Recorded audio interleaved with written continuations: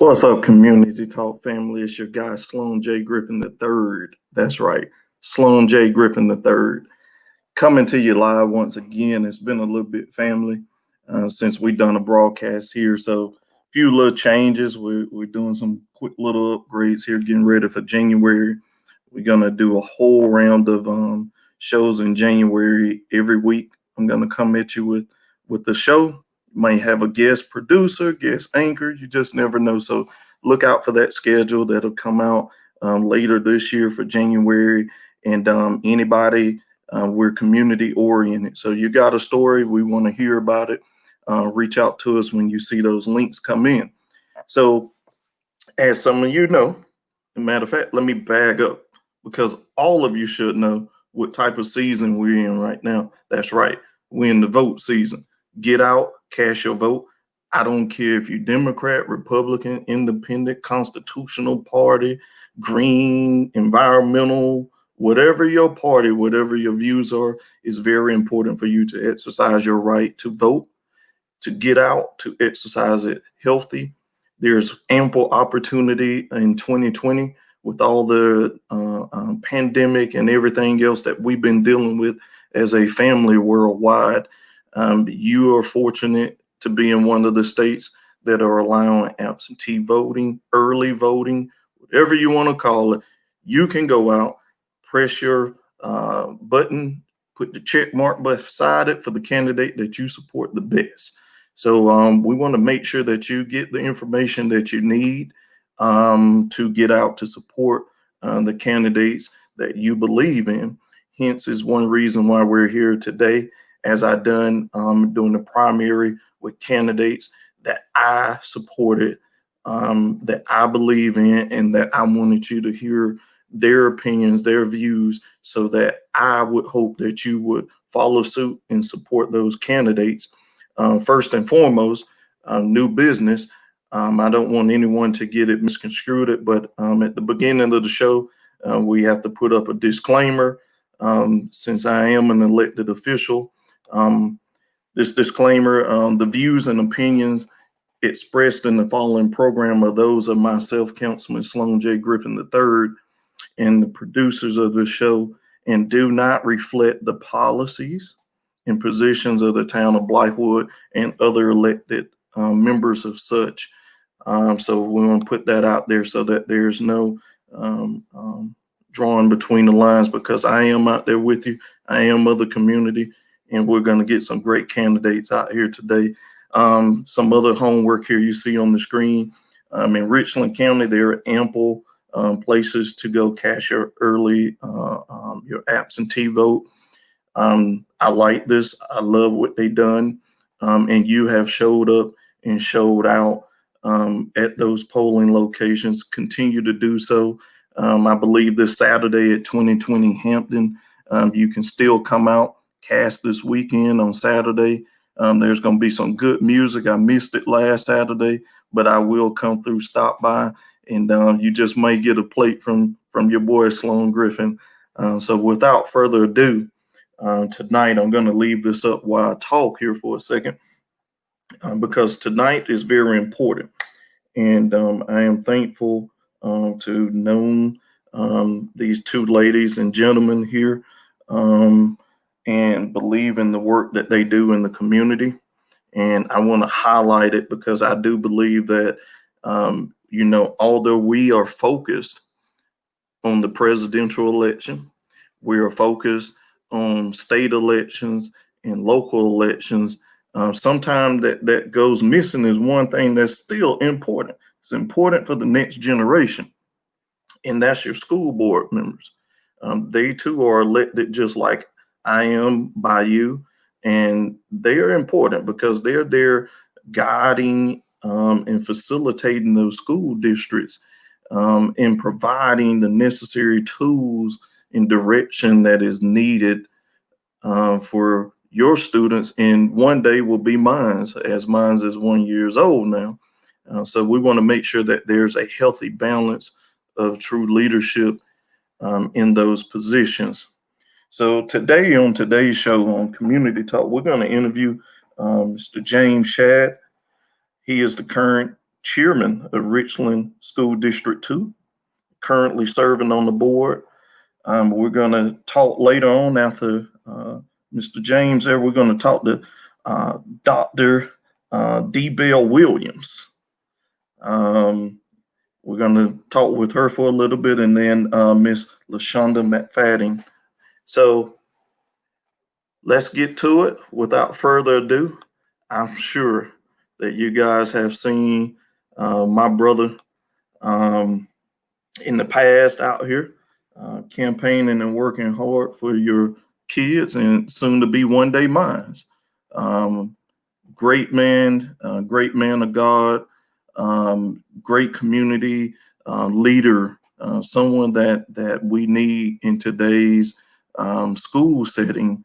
Young, just positive mind brother that can get in there and actually do some good to help keep our youth intact and keep them off the street. So without further ado, I'm going to bring to the live stream my brother, Mr. James. How you doing, sir? Hey, fine, Councilman. How are you, sir? And I'm here, brother. I'm here. Yes. How's everything on your end? Oh, I'm doing great. We're running hard. We're going to the finish line for November 3rd, and we have a lot of enthusiasm, brother. So I'm just so grateful that you're giving us this platform. Really one of our last chances to talk to the voters. So thank you so much for giving us this opportunity to share where we've come from 4 years ago when I ran for the school board, and where I think that we need to go as a district and as a community. Yes, sir. So like I said, glad to have you on today, and we're going to get right into it there. I know you got a busy schedule, and we want to make sure that you get some rest because you're still out here running. Absolutely, I'm running. Yes. There you go. But we want to make sure too that we get you out here known to some other folks that might not know who you are. And like I said before, school board is one of those positions that sometimes don't get looked at until there's something wrong. So when there's something going wrong, there's not too much positive light, but when there's something negative, they sure will come to the school board members. So let's get into some of these questions. Yes, sir. So as you see on the screen here, tell the viewers about yourself and why you're running for re-election on Richland 2. Absolutely. So a little bit about myself. I'm a lifelong resident of Richland County. I grew up in the in Richland 1 school district, grew up in the public schools, graduated from Eau Claire High School, went on to Winthrop University for undergrad, got a political science degree, wanted to be an attorney since I was in the second grade. If I didn't become an attorney, I would have been a teacher. I was in the teacher cadet program. Between Winthrop and going to USC Law School, I was a substitute teacher, a public substitute teacher at my alma mater, Eau Claire, then went on to USC for law school. I've been practicing law. It'll be 20 years come this November, so in a couple of weeks. It's been a rewarding experience, helping a lot of families in the community, but I always had that teacher bug to me. So I've taught on the college level as well. I've taught at 3 different schools in the area. I'm currently teaching in the paralegal program at Midlands Tech. And so education is near and dear to me. So much so, I married an educator. So Dr. Tammy Chad, she is going from a business ed teacher at Eau Claire, went up to principal. She's an administrative officer at Fort Jackson at the 2 elementary schools there. And so it's, education is in my heart. It's in my blood. And so 4 years ago, we have 4 beautiful girls. We've invested our girls in Richland District 2. We moved into District 2 15 years ago, in part because of the great schools that we have. But I wanted to look beyond my doorstep, Sloan. I knew that our girls were going to be well taken care of because my wife's an educator. I put a premium on education. We knew that we'd always be there with them for their homework, be part of the SIC, the PTO. But I wanted to look beyond my doorstep and think about the 28,000 students, their peers, and what their futures are going to look like. And it kind of reminded me, just, give me a chance to pause here, where last Friday we were together at the All In event, and I was just watching you with your son and how proud you were. But I'm concerned about your son 7 or 8 years from now when he's going to be in school and what teaching and learning is going to be like. So 4 years ago, I had as my platform school safety, student instruction, and student behavior. I don't like to call it discipline, but student behavior. And so I went in with that. The voters of Richland District 2 sent me to the board, and we've made some positive changes. I wholeheartedly voted for and supported our bond referendum, and I believe it has taken great strides. Our schools are safer now. Before COVID, we were already making preparation to make sure that our schools had all the safeguards in it so that we wouldn't have, it would temper down the school shootings that we unfortunately have seen, around the country and even in our state. And then with regard to instruction, we are boasting that we have an 88.9% graduation rate for 4 years. That's well above the state average. I believe they are at 81%. We have a lot more AP offerings, a lot more CATE offerings as well, so that our students will make sure that they are totally equipped. And you don't do that without being effective as a board member, asking the tough questions, also making sure that the district is going in the way that it needs to be going. So we are striving for premier. And with regard to student behavior, we are taking a more active role, because as the board, when students come to us for expulsion, I have that lawyer's eye, I have that parent mentality. And so I'm going in when I'm making those tough calls on whether a student needs to be removed from school for a long period of time, or whether we can come up with a way to keep them in school, to continue to educate them.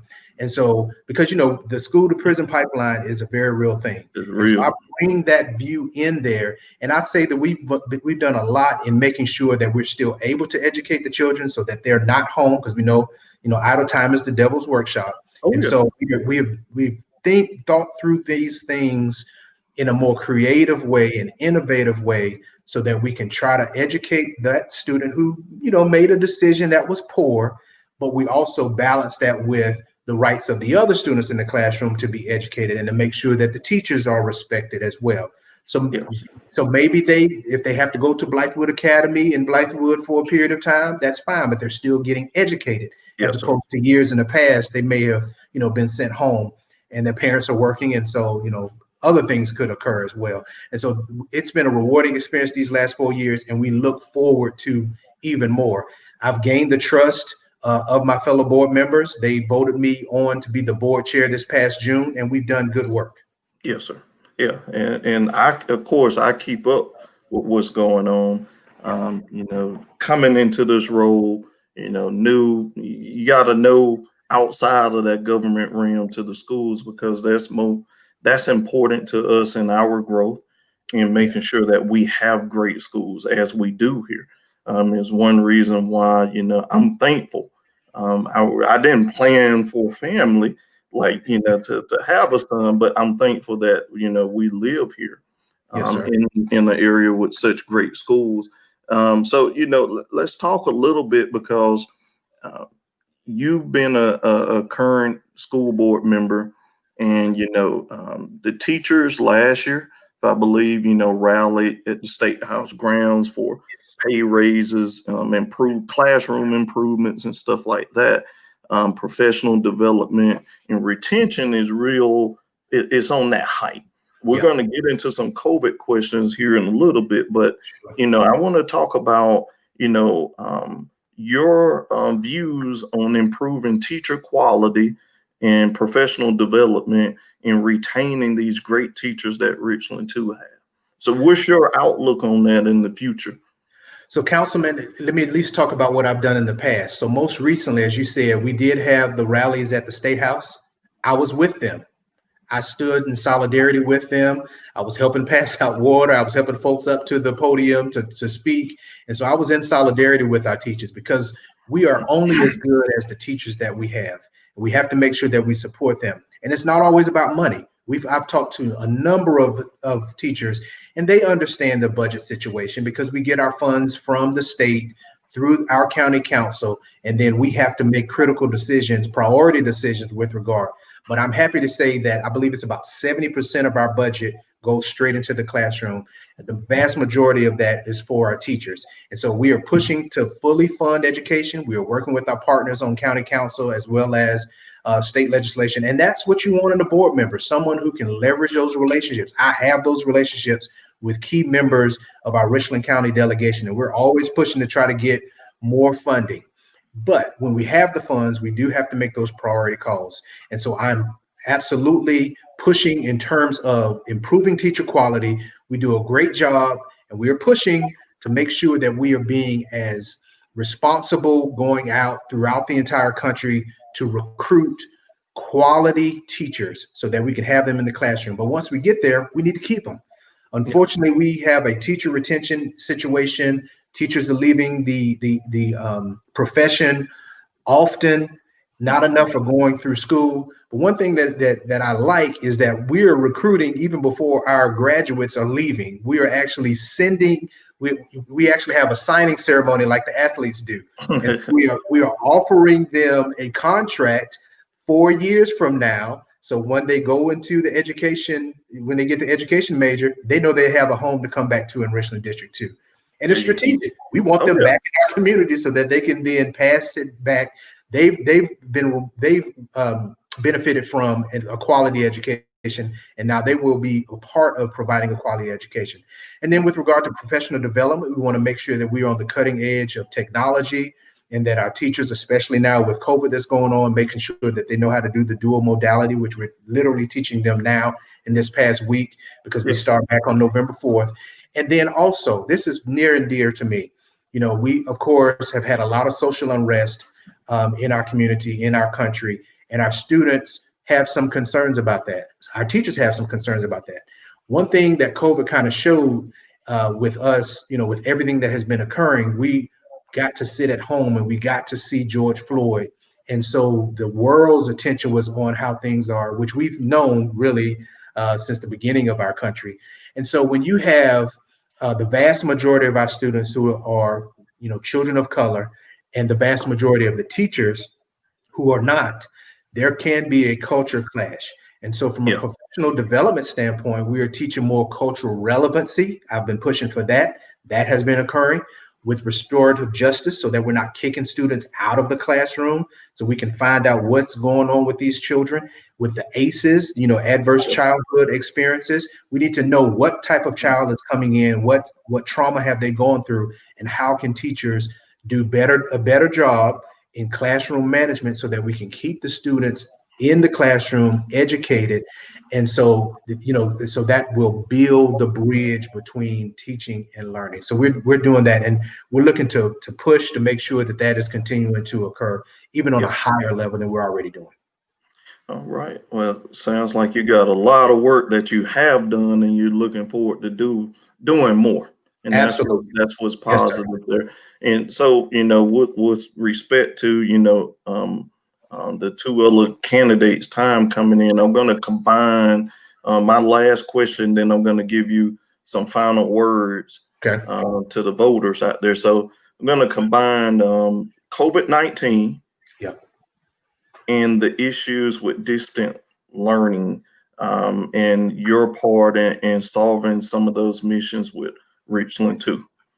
So what we have to do here, and what we've been wrestling with since the shutdown, is what does teaching and learning look like in the best situation? Now, the ideal situation is to go back, of course, but we know that there are challenges there because of COVID, because of safety.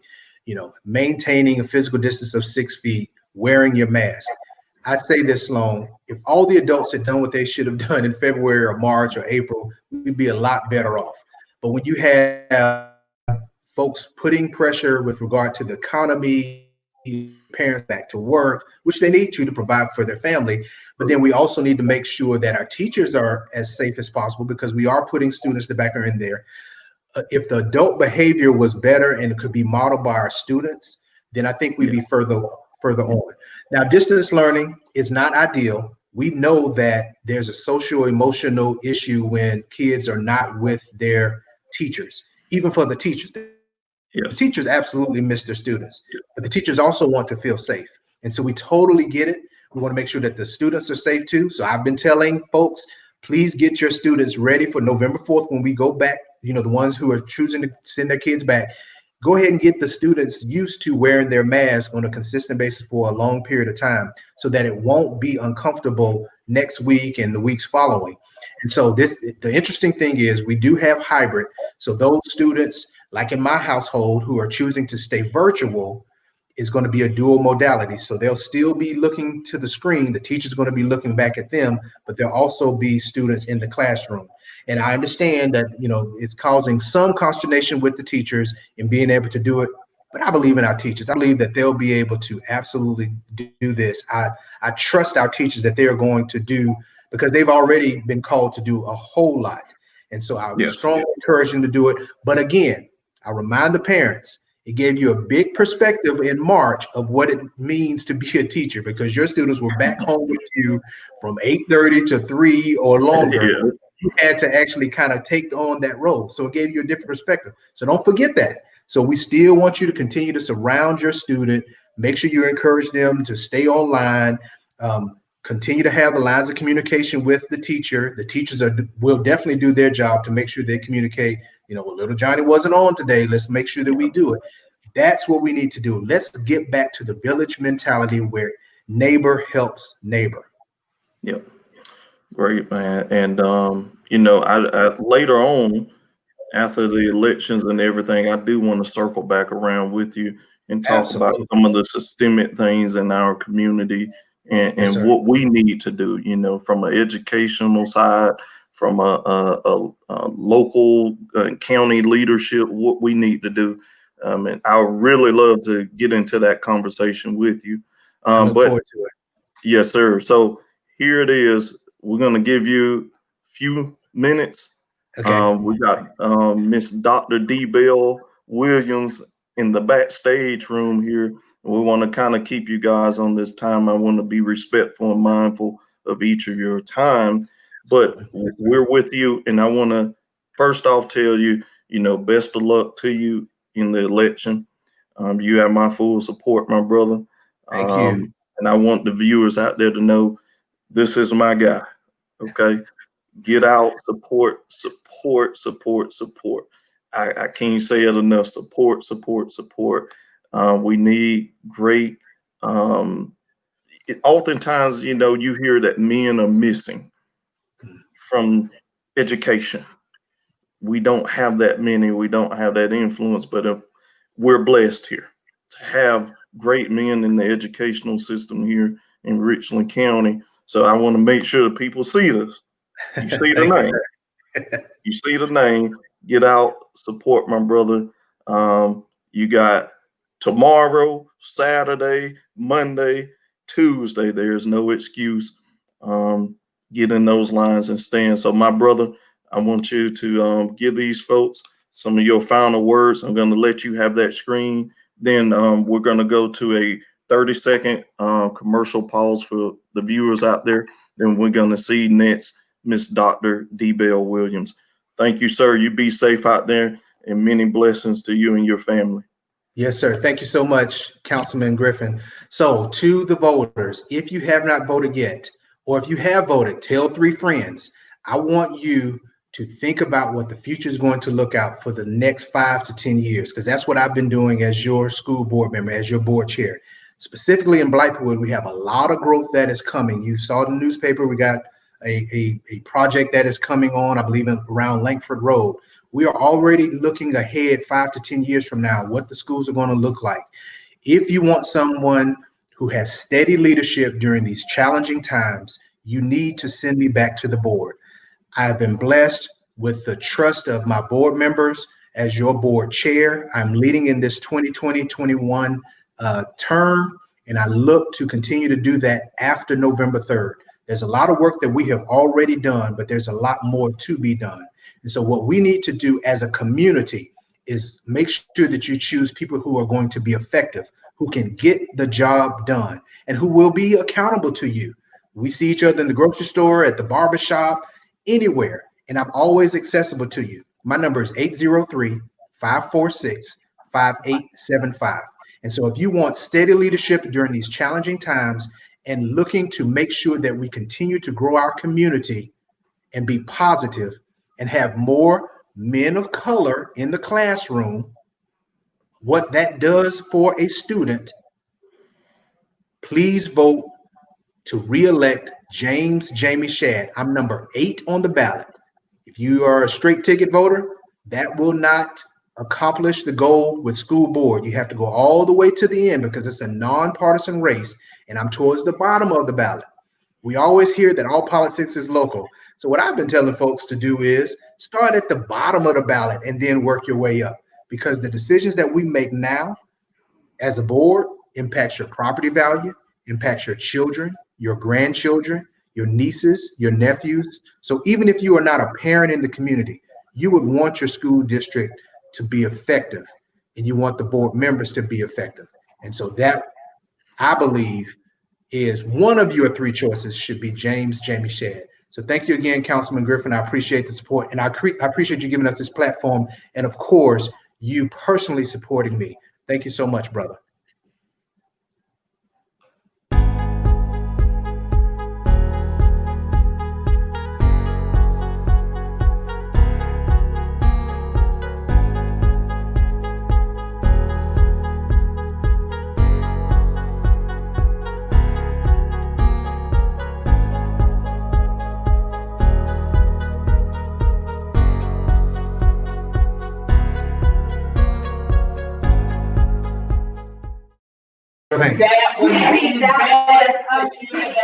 Community called family. We're back here from. I'm so proud of you. We're back on live here. So we just had my brother, Mr. James Jamie Shadd, on. So I'm very glad to have him on today. Very glad to support him in his re-election here. So, you know, it's that time. You know, I am very impressed with this young lady here. She's doing her thing. She didn't even know I followed her, you know, on the book. Yeah, I snoop at everything. I'm a good news reporter. But no, beforehand, you know, moving to the area, you're supposed to do your research on folks in the area that's impactful to not just me, but to everyone around. Although I didn't have a child at that time, I still want to know who's out there, who's impactful in this community, in case I am reached in need to find someone. So, you know, as I said before, Dr. D. Bell Williams, I'm not even going to read this list on my screen. I'm going to do something better. Doctor, how you doing there? We got to get you unmuted there, man. I'm doing great, Councilman Griffin. How are you? We're doing great. We're doing great. Good to have you on tonight. Um, I am excited to have you on. I think you have done some great work in this community. I think you have accomplished so much. You know, um, Thank you for your service to our students. Thank you to the service to this community. I want to jump right in here. I know you're doing your thing. You got your book out. I want to talk about a lot of this stuff. We might not have enough time, Right. but we're gonna hit to it. So I want my family out here to know that I support Dr. D. Bell Williams wholeheartedly. And we're gonna get into some of these questions here, ma'am. So without further ado, lightning round. So tell everyone out here about yourself and why should they vote for you. Absolutely. Well, I am Dr. D. Bell Williams, and I am super excited to be here. So good evening to everyone. I am originally from Northwestern, a small town in Northwestern Orangeburg County, Norway, South Carolina, is where I was born and raised. And after attending South Carolina State University, I've actually attended the school 3 times over with the bachelor's, ed specialist, and doctoral degree. I relocated to the Columbia area over 11 years ago, where I had my first job in Richland School District 2. I've been in the education field for 18 years as a K-12 educator, as well as college professor, of course, over the last 6 years of those 18 years. I'm actually a global educational consultant currently, and as well as a best-selling author of educational material. As you can tell, I am very passionate about education, and I believe in the power of education. And those are really the main reasons why I'm running. My motto is, I have the educational experience that you can count on. When you think of school board, typically you think of people who are knowledgeable about every aspect and every realm of operating a school, but that is not always the case when we look at our school board officials. So I'm running because I do have that educational experience and can bring the educational experience from my background to be a voice for educators, parents, and students on the school board. Yeah, and that's what we need. So, my next question is, teacher quality, and you have the global experience. You're like me, as a fireman, and you move up and you step into these different political realms within your job. You have that overall experience. So, as coming from a teacher, looking at Richland too, how do you look at improving teacher quality, professional development, and retaining teachers? What's your views on that? I think it's important that as we retain teachers, when we hire teachers, it's important to look at what they need. Every teacher will come to our school district with the different needs. Some of them will be novice teachers. Others of them will transfer from other school districts where the demographics may have been different, a population of students that they've taught in the past. So we need to ensure that we have programs in place within our district that are constantly assessing the needs of our teachers, the individual needs of our teachers. And as one who is very concerned about teacher retention, it is not just a crisis that we're experiencing here, in our school district, which we're actually doing well this year, having a 99.98% fill rate within our school. However, we have to look at how that could change after this school year experience with COVID-19 and the different transitions that we've taken our teachers through within the education system. So I believe it's important to have the appropriate resources, physical resources, the human development resources, and also the mental health resources for our teachers and for our students so that they have all of the tools that they need to be effective in the classroom. So we talk about, you just brought up something that's not even on my question list, but I want to segue into the mental health aspects of it.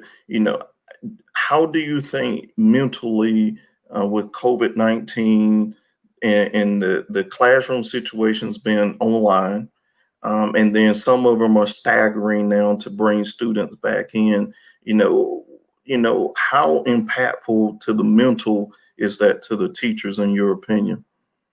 I think it's a grave impact, and it may sound like a very morbid term to use as far as grave impact, but I say that in all essence of, I believe at this point it will either make the educator or break the educator. And so it's important, again, like I shared before, to have resources that our educators can readily have accessible and available, even if it's actually contracting out throughout the district to ensure that they have what they need, because this is a change that no one was prepared for. Though we've been out since March, and I've heard that argument that we've had 6 or 7 months to prepare, but that is still not enough time to prepare educators, and the swift movements that we're having to do. They have started the school year off in August teaching virtually, and slowly some of them have been accepting students physically because of the different needs, especially in that special education department. Many of them have had to come to the building, so they have been seeing students. But now, of course, on November 4th, they're going to be tasked with teaching in a dual capacity, which means they'll have students in their class as well as being able to continue to interact with those students who are electing to remain virtual. So that is a lot. And we have to take into consideration the mental battle that they'll have, not only with the students in their classroom, but also their own children who are in school. Yeah. Yes. Yeah.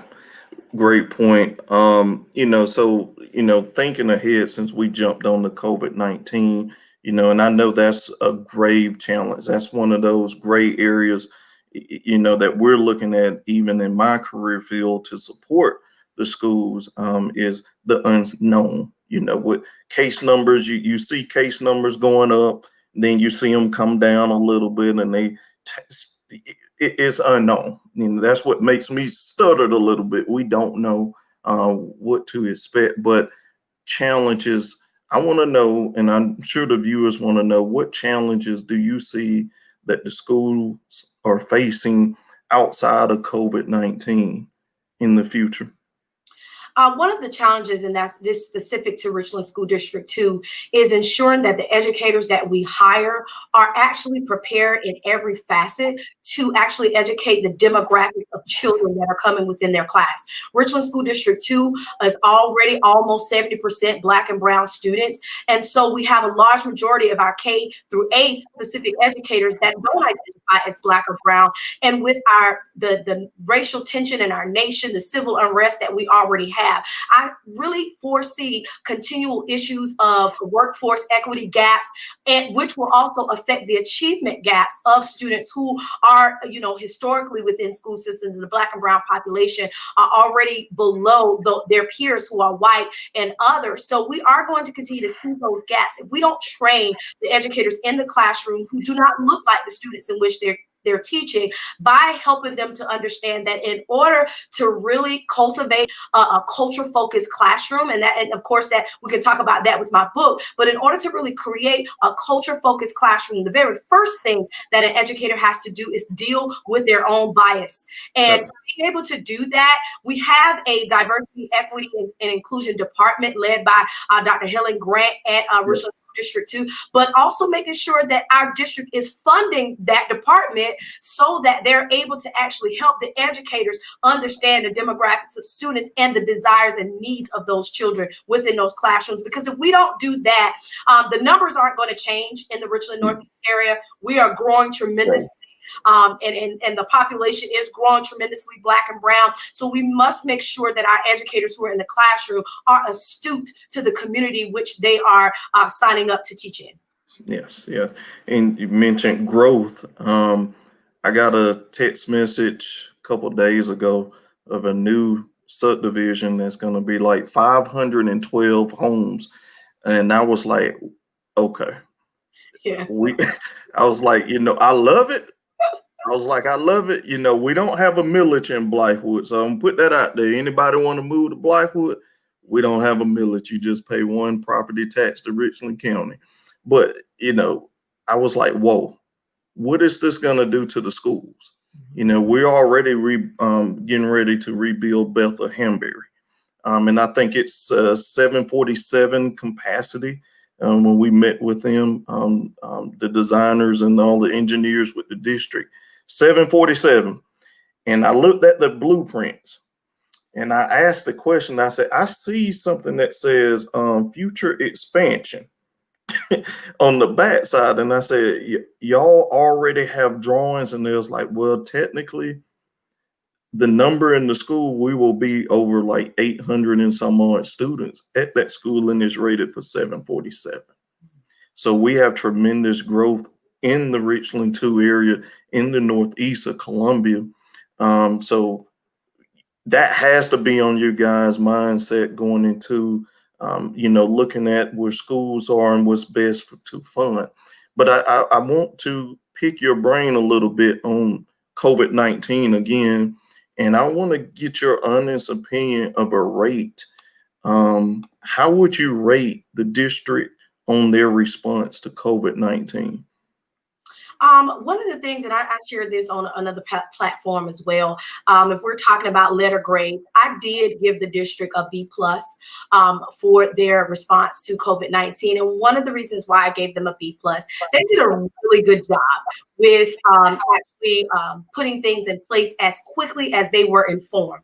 What happened with COVID-19 is what I consider a group project. So they could not move without the information from our governor, who of course was slow in the response. So it caused the school district then to be really slow in the response. But once the response was solidified and was made, then of course they put into plans, excellent action plans to ensure that teachers, students, and parents were informed about what the next steps were, how students were going to continue to be educated over the next few months, the remaining of the 1920 school year. And then of course, beginning to start planning for the 2021 school year and what that looked like. So they had a really good response rate. And they even went the extra mile with putting the Wi-Fi recessors on the buses to those areas that were in Wi-Fi deserts or in internet deserts. So they did put, measures in place. However, it's tough because it wasn't something anybody could have been prepared for. And they're just, again, because I'm running for school board, because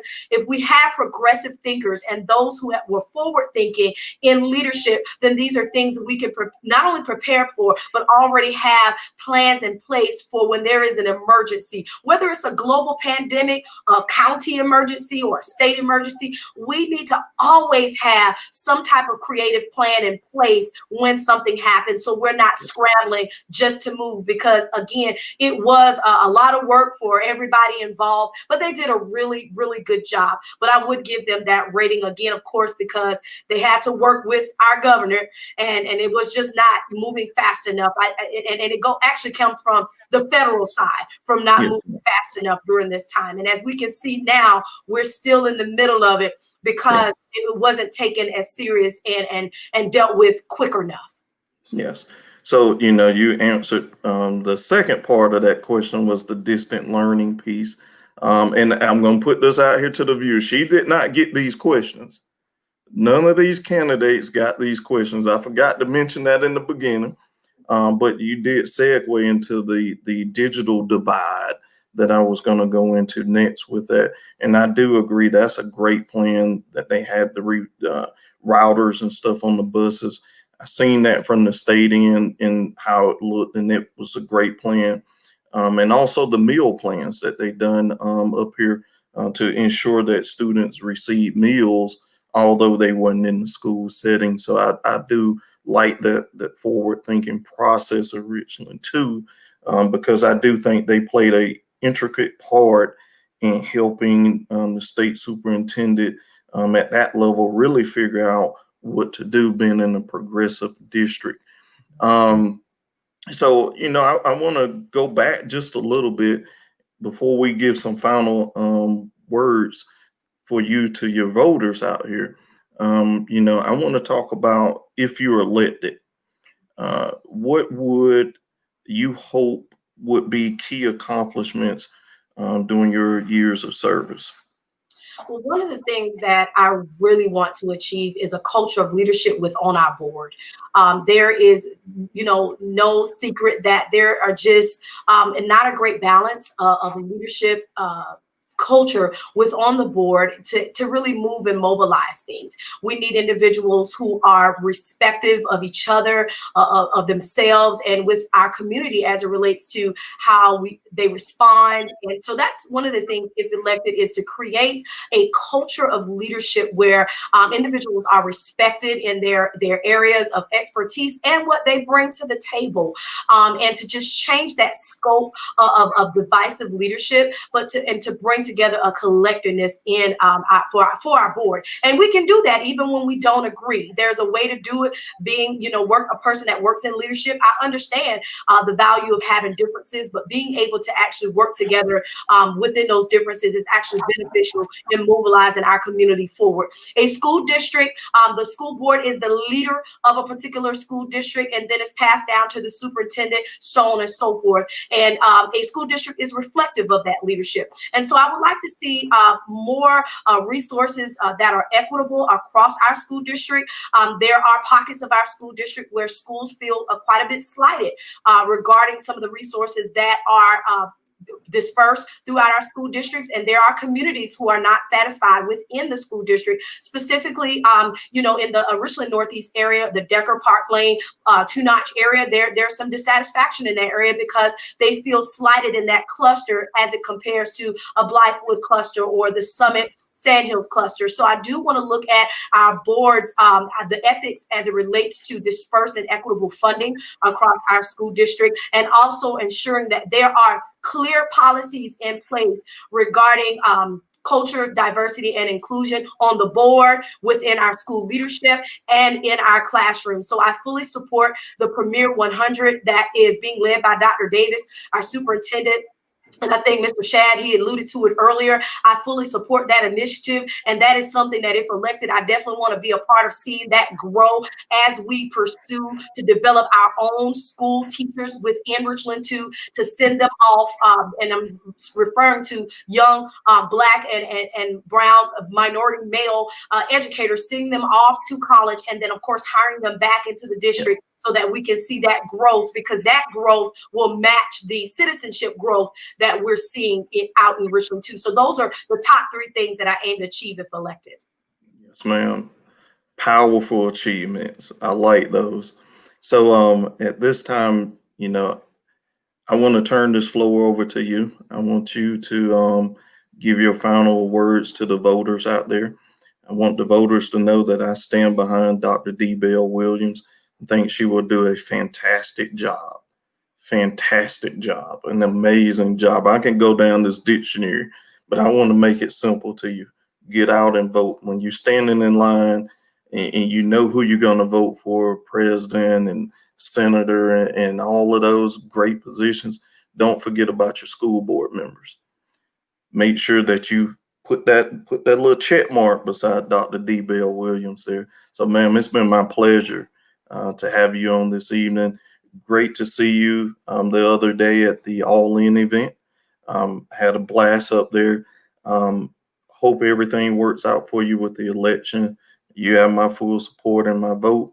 So your final words, ma'am. So viewers out there, after Miss Dr. D. Bell Williams, we'll take a slight break here, and then we'll be right back with our next candidate.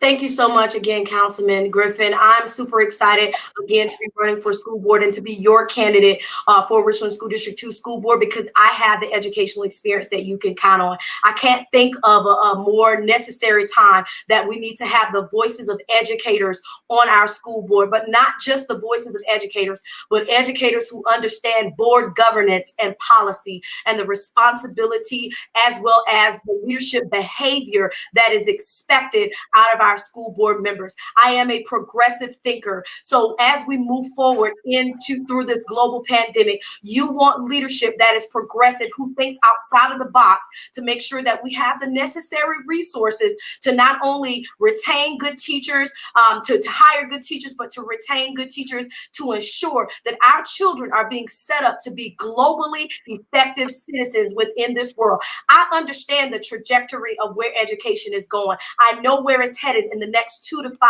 years. We are going through some major changes. COVID-19 has changed everything about how we teach and learn. So you want someone who is research informed and who has the educational experience as well as the governance and policy background to lead our school district, so that not only will we claim to be premier in our reputation, but that we would actually be premier and we would be able to sustain not only as a school district, but also as we build the Richland Northeast community. Vote D. Bell Williams. I am the second name on the ballot. As you go down to school board, we affect so much of your local life, including raising taxes on your home or decreasing taxes on your home. Also, as it relates to curriculum decisions, as it relates to spending your tax dollars appropriately. So you want to make sure you elect competent individuals to the school board. Again, I am Dr. D. Bell Williams. My name is the second name on the ballot, and you should vote for me for school board for Richland School District 2, because I have the educational experience that you can count on now and for the next 4 or 5 years.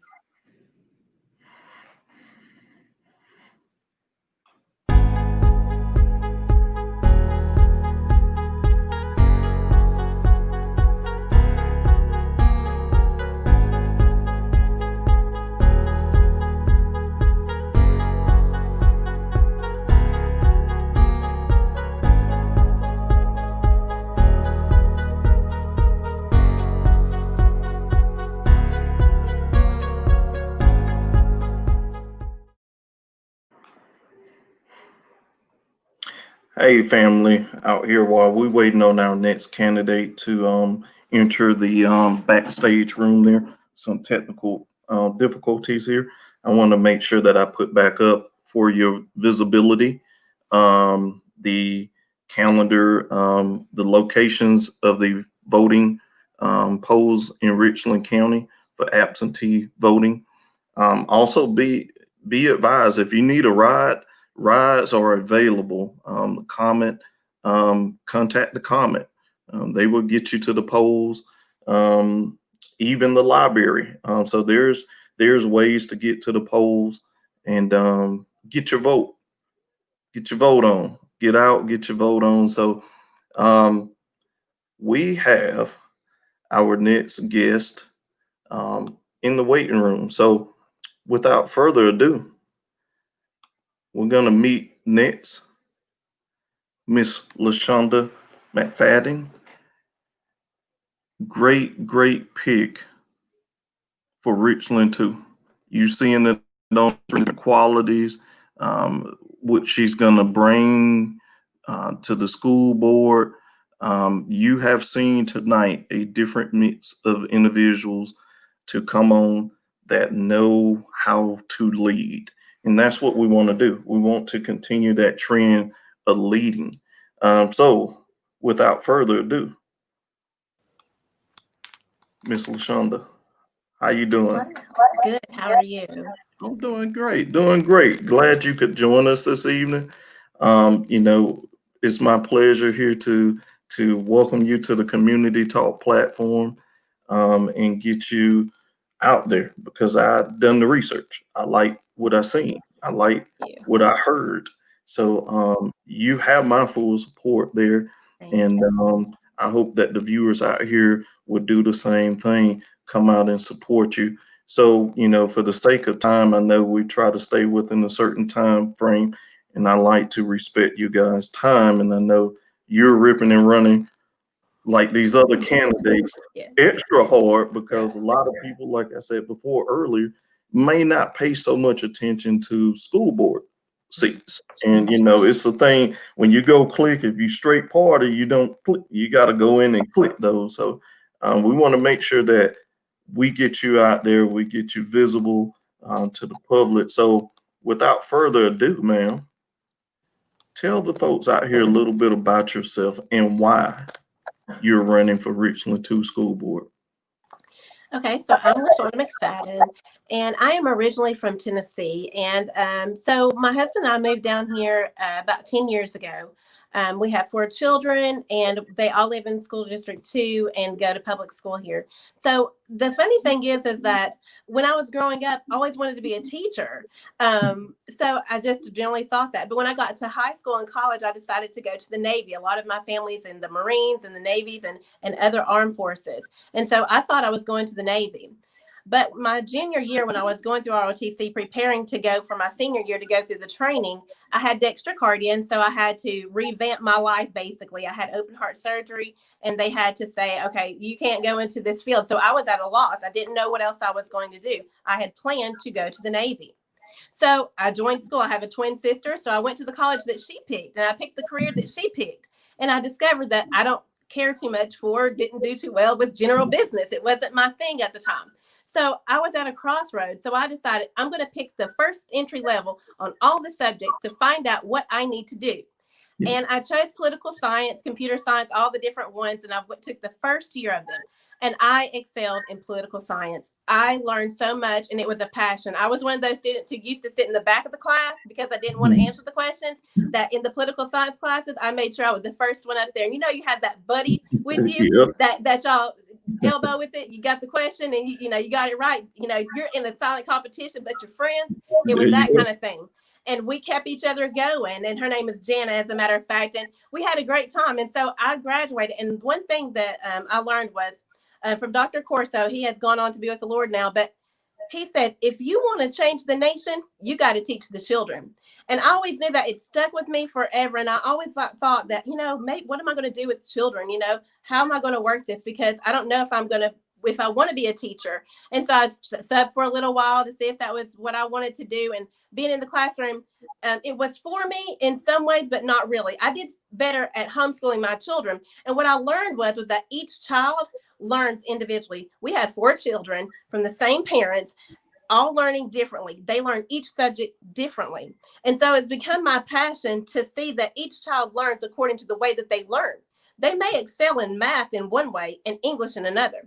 You may have someone who does auditory learning in science, but they like to read more in social studies and do hands-on with math. So to put children in classrooms where the teacher teaches an auditory class or likes to do hands-on, and it doesn't match with what the way that student learns.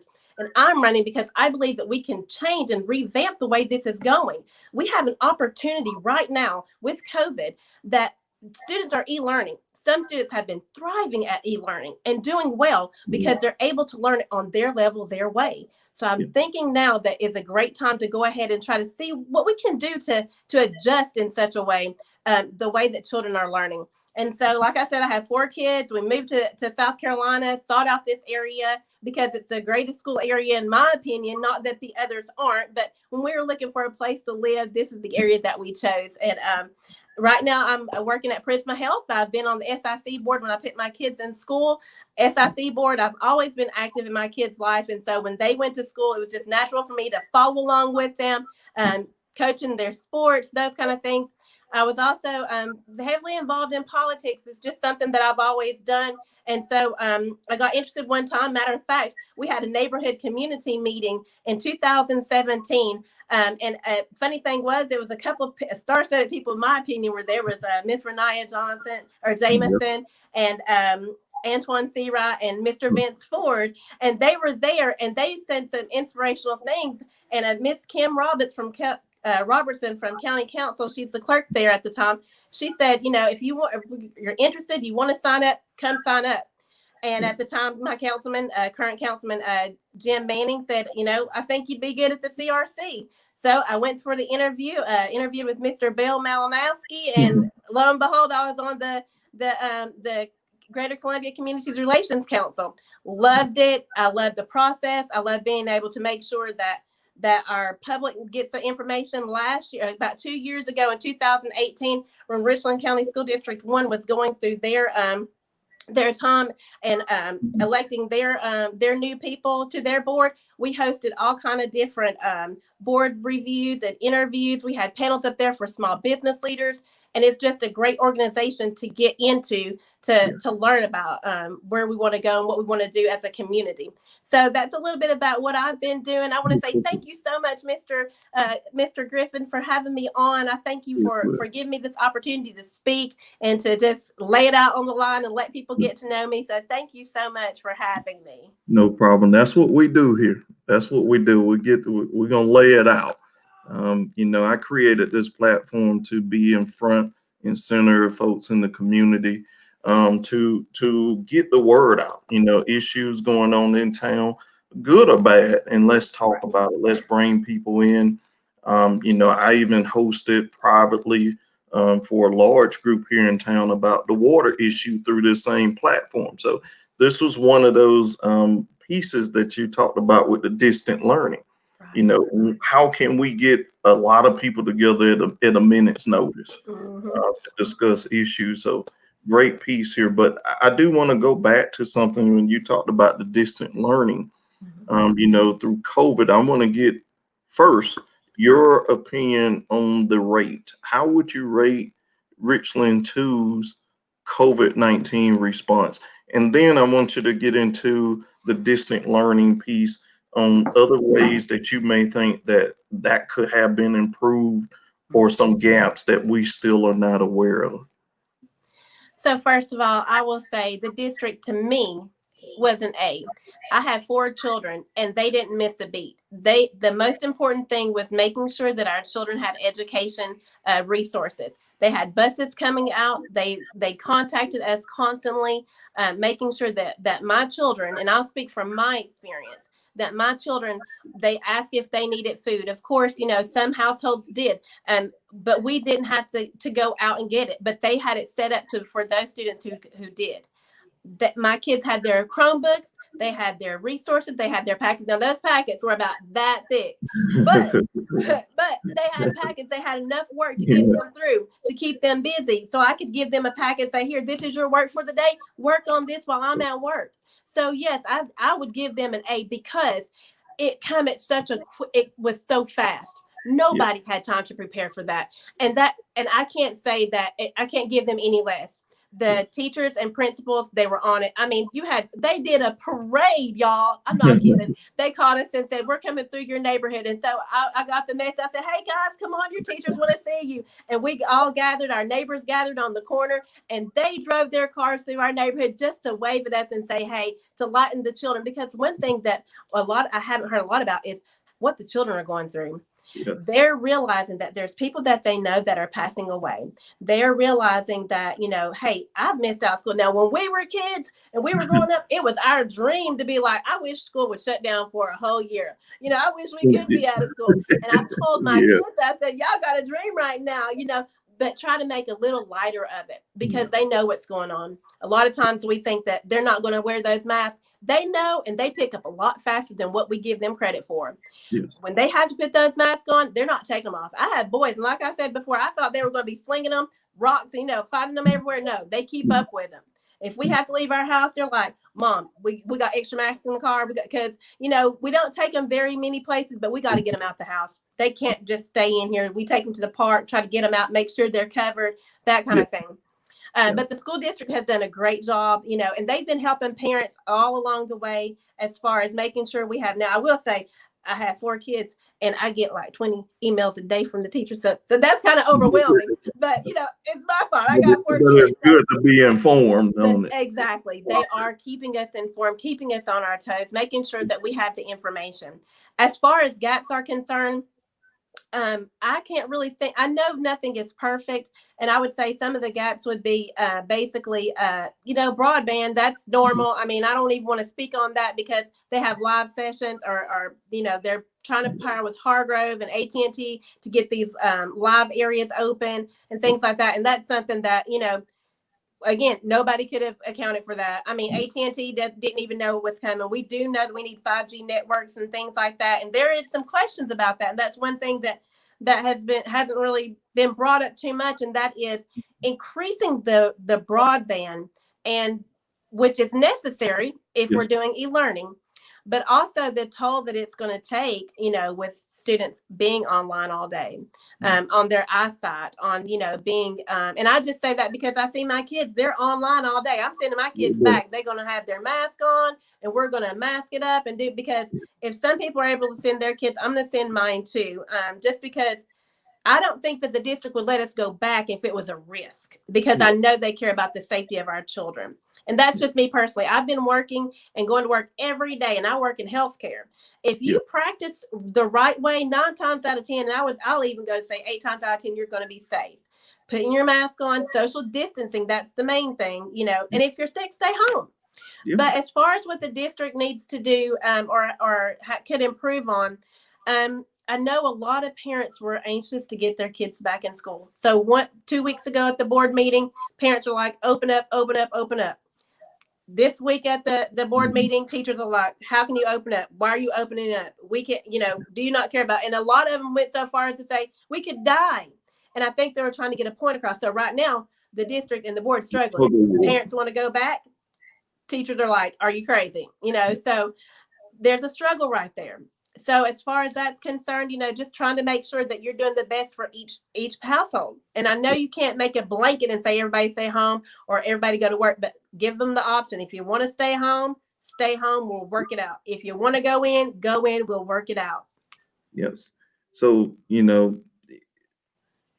seems you're going to have your hands full going in with the current COVID-19, the tug of war that you just expressed there, because that's real. Right. Of course, students, the kids want to get out and play. They want to get out, meet their friends again. That, as you talked about, yes, we dreamed. It was like I used to be calling for snow, and it's like, oh, we out of school, and we dreamed for these extended summers. Not realizing the speed it up to 2020, that it would be a reality, but not in a good way. It will be in a reality that's horrible, that's horrific to families that are losing folks every day to this horrible disease. And the students are seeing that, and it's not just the senior population, it's kids too, that are on that other end of it. So knowing all of this and everything, what do you hope would be your key accomplishments during your first years of service? Okay, so I would like to address the situation with that, and that would be the school report card. That is the most important document that the nation has to view our school. When you're talking about investments, you're talking about opportunities, you're talking about people investing in this community and bringing big business here. They're looking at the education that is provided for our students, because parents aren't going to move here if the education isn't where they think that their child should be.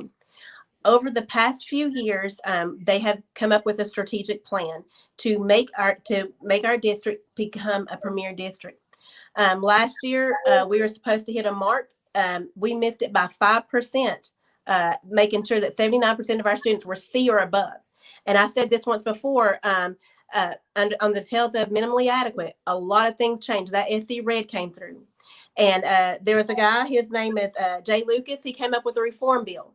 And that reform bill had something in it called Education Czar, with a 10-person committee that would say, if your school is not performing well, or you remain at that bottom 10%, then they will basically get rid of the school board, and that it will be taken over and overseen necessarily by the governor.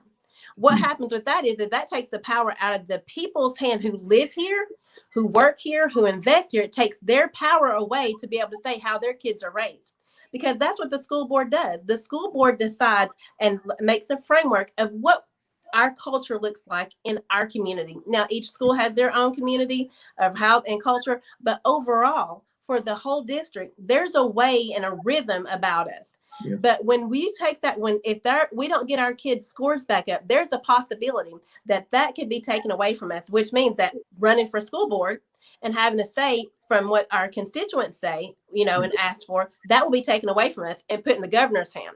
And we already seen how things like that can happen.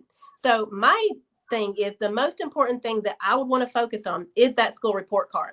When I was on the school improvement council at Spring Valley High School, I had a reality check, because when I went in there, I was like, oh my goodness, what are we doing? And we sat down and we tackled every single component and broke it down, and they decided what they were going to do to improve it for their students, which is a great plan. However, the county or the states, the nation, they don't see the iLead program. They don't see the iSmile initiatives. They don't see that. They see the numbers. Yes. And that's what makes a difference. So we've got to be able, in our iLead, in our iSmile, in our initiatives, to make sure that our students are growing and developing, and our teachers as well.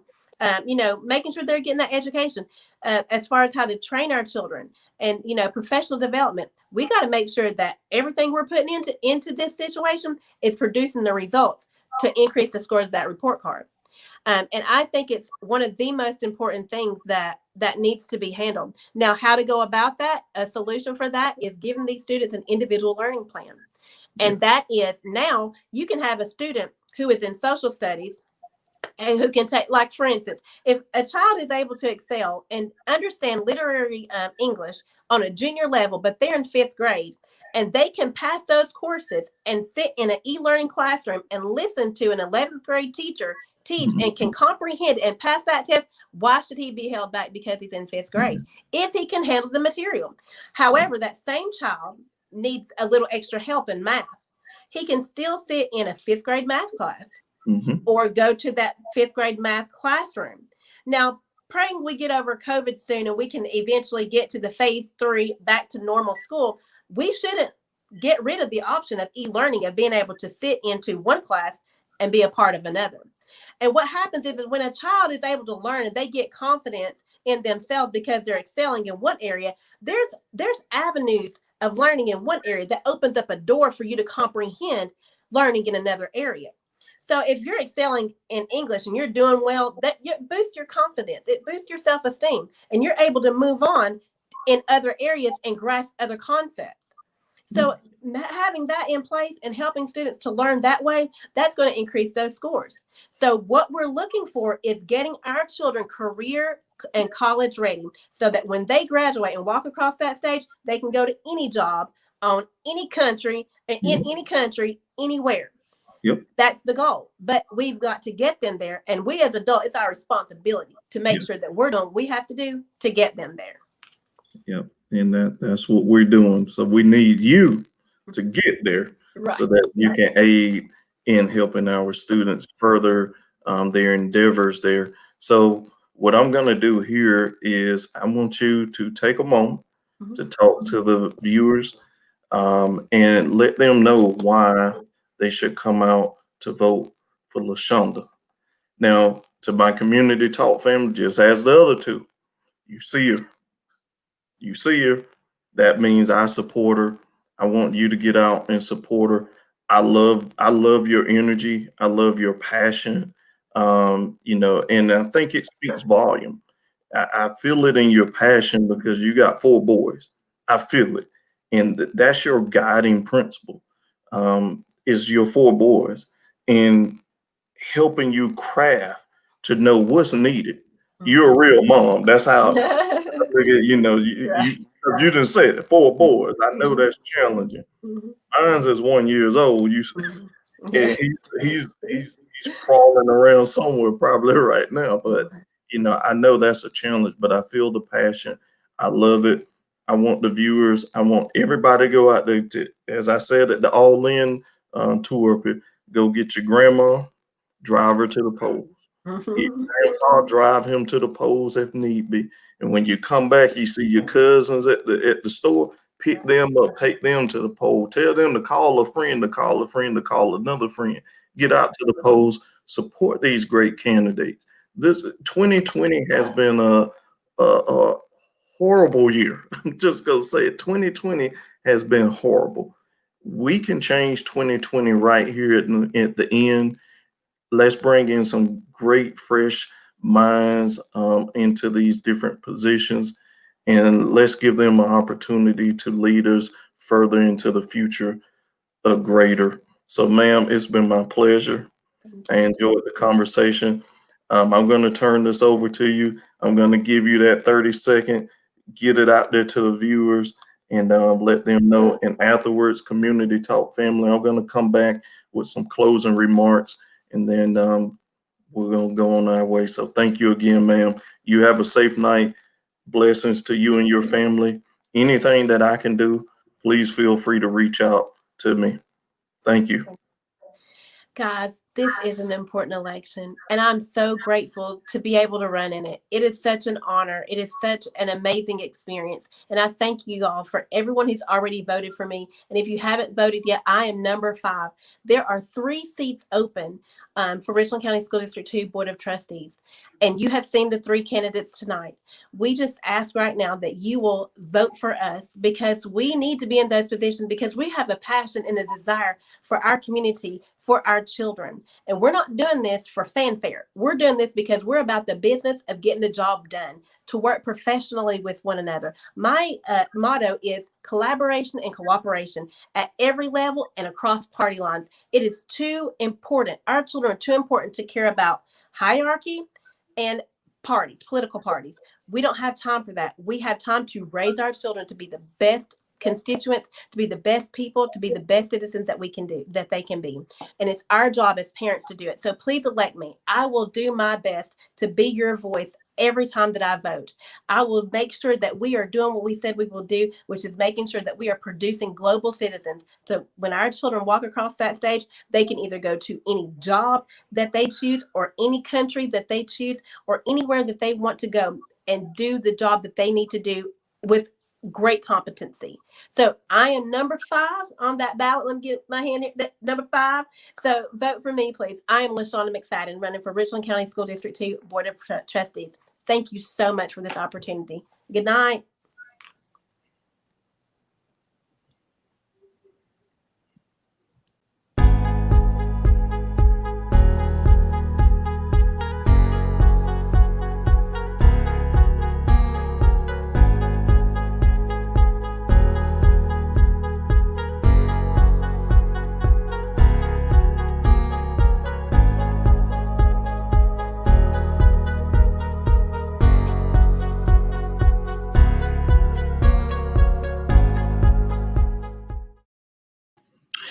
So there it is, family. You have heard from 3 awesome candidates for Richland 2 School Board. I am so excited to have brought them on tonight. I tell you, it's exciting to feel the energy from each and every one of them. You felt the passion just as well as I have. And if you felt the passion, I hope that you will go out and vote for these 3 awesome candidates. Give them a chance. Give them a chance to get in, to lead, to build that next future of great minds, build that next future of councilmen and councilwomen and mayors and governors and senators. Give them a chance to lead those bright minds of the students here at Richland 2. So, as I said before, this is important time. Get out and vote. Exercise your right to vote. It's very important. I don't have to go through all the things that you have heard from the past couple of years, all the rhetoric, the tension in this country. Here's a chance to change that. Here's a chance to put young, talented minds into these positions to take us to that next tier, to support growth, love, peace, and happiness on this earth. We have that grand opportunity, with 2020 being as horrible as it have and tragic to many families in this country. We have a chance to go out, exercise that vote, cast your ballot. Cast your ballot. There are long lines, but trust and believe, as I told the All In tour, I hate long lines personally. I will get out of a long line, but I tell you what, I stood in that line for 45 minutes and cast my vote. If I can do it, you can do it.